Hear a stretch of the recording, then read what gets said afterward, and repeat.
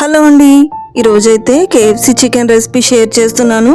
ముందుగా చికెన్లో అల్లం వెల్లుల్లి పేస్ట్, మిరియాల పొడి, సాల్ట్, కారం వేసుకొని బాగా మిక్స్ చేసుకోవాలి.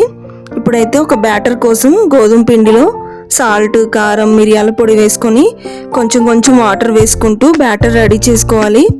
చికెన్ పీస్ని బ్యాటర్లో డిప్ చేసుకొని మళ్ళీ గోధుమ పిండి ఉంది కదా, దీంట్లో ఒకసారి రోల్ చేసుకొని డీప్ ఫ్రై చేసుకోవాలి.